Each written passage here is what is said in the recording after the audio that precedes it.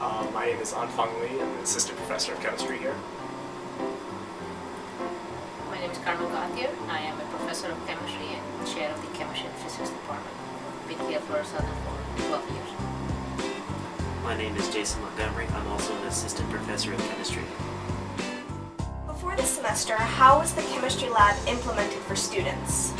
Before this semester, the chemistry lab, so it meets every week. It met every week beforehand, it still does every week this semester. And generally, each week was its own sort of self-contained experiment. So students would have a pre-lab assignment that they did before lab.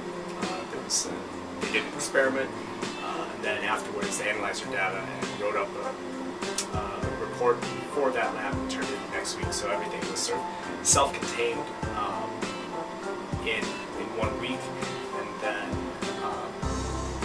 the labs were tried to match what the students were doing in lab to what they were doing in lecture. This semester, how have you made changes to the chemistry lab?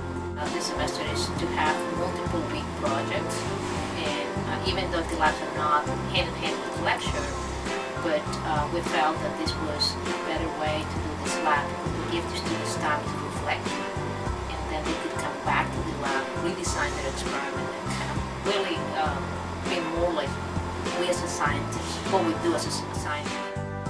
How are students encouraged to work as a team to complete a lab? And so usually we have groups of 4. In the past, each one would work in groups of 2, but now we've sort of enlarged the group to groups of 4.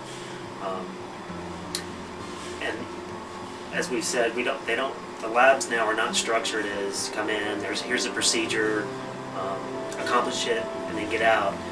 The first week, usually the students come in and they have to do some investigative experiments and try to decide how they're going to solve the problem we've given them. And I think we're seeing much more interaction out of the group than we used to when we just had a pair. One person would do the work, one would just kind of watch. But now that we have these groups of 4 and that the problems are a little bit bigger, everybody has to do a part. Everybody has to come together to kind of share their data, to give their reports. And we've also implemented some peer evaluation, which means that students are not off the hook for any work. Their peers will be evaluating them, and so each one knows that they kind of need to do their part and function in the group, otherwise that their peers are not going to split it well in the evaluation. Chemistry faculty wanted to change the chemistry lab for students from a semester-long collection of small individual assignments to larger group projects. During the chemistry lab, students receive a chemistry question and must work in teams to find the solution by drawing upon the instruction delivered during the course. The change from individual assignments to group projects prompted the chemistry faculty to develop a group evaluation form in order for each team member to evaluate the performance of their peers while completing their projects.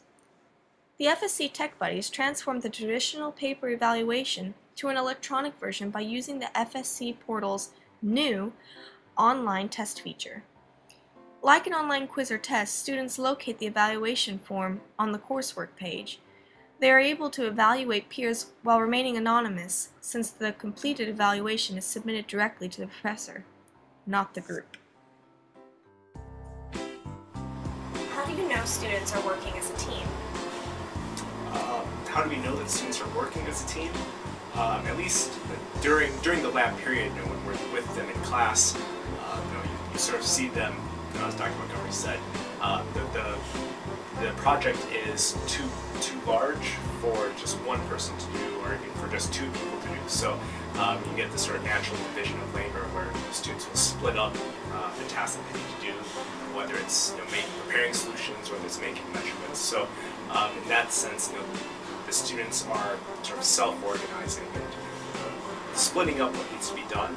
But then when it comes time for the report, you have to have all of the information all compiled together. So in that sense, they are forced to communicate with each other and pool all of the information that they've collected within these groups.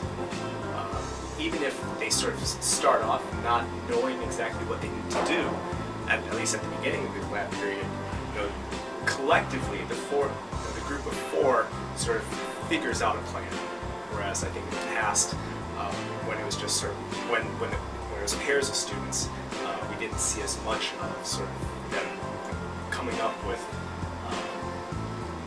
a plan. What adjustments will you make next semester? One of the changes that we start already making is to using the portal more effectively. For example, to evaluate, for students need to, at the end of an experiment, they need to do a self-assessment of their team work. And so now we have this online, so students just can go and fill this in the portal. The other thing that they're doing is submitting their reports online, so that's also beneficial to us.